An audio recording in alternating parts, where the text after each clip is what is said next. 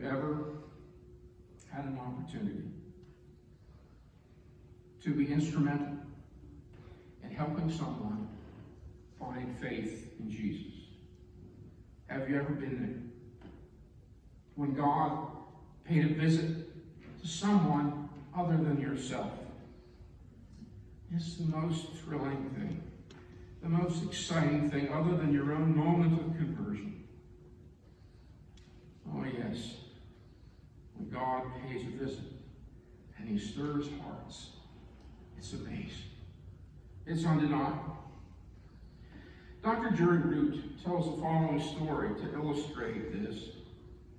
He says, while my flight was delayed, I met a woman in the Vienna airport. She was wearing a lanyard with a name tag and carrying a clipboard and obviously taking a survey for the airport. And when she came to me, I asked her what her name was. Allegra, she replied. Allegra, are you from Vienna? She answered, no, I grew up in southern Austria.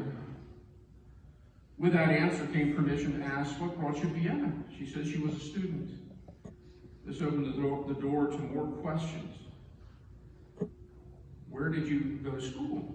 What were you studying? After about 20 minutes or so, I knew a good deal about Allegra, says Dr. Root. I knew of her mother who abandoned the family to go to Canada with her lover. I learned her father's bitterness was toxic. I learned her brother also attended the University of Vienna, but they were estranged. When I expressed my sadness for what seemed to be a good deal of estrangement from the people closest to her, she said it was far worse than she had confided. She told me she had a boyfriend who went to study art in Florence for 6 months and asked her to wait for him and then returned with another girlfriend. I knew that God was wooing her. And I knew the deep felt need where Allegra was likely to hear the gospel. So after 20 minutes, she had not asked me one question, and I said to her that I knew she had a survey to fill out, but that I had been sent to tell her something. She wondered if I had been a plant put there by the airport to see if she was doing her job. I assured her it was nothing like that, but I had something to say to her. Once she had finished her survey question, she rushed to the airport survey and put down the pen. Look me in the eye. And she said, what were you supposed to tell me? Knowing that Allegra felt abandoned and betrayed, I said to her, Allegra, the God of the universe knows you and loves you. He would never abandon you or forsake you. I said to her again, Allegra, he loves you. Sometimes it takes more than twice before the words sink in. So I said it again, Allegra, he loves you. After the third time, she burst into loud sobs. Everyone in the gate area was looking in our direction through her tears. She blurted out, but I've done so many bad things in my life. I responded, Allegra, God knows all about it.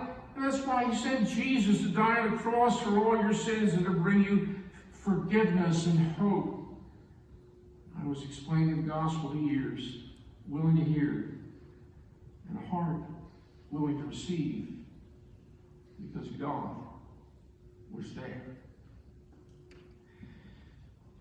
The visitations we can expect are related to our inner lives. These are matters of the heart and the spirit. God shows up in the form of a sermon, a friend, or a book, or a Bible passage. He comes in the midst of a crisis or in the form of a person modeling some sort of life change. He arrests us, confronts us, and demands a response. It's not just a metaphor. He shows up in power and in person and in spirit. The first visit God wants each person to consider is his visit to offer forgiveness of sins and eternal life. That's what we celebrate today as we celebrate the Lord's Supper. We all need visits from God. The good news is God still makes visitations. So invite a visit from God into your life. Demonstrate your faith by inviting him into your life and expecting him to come. Shall we pray?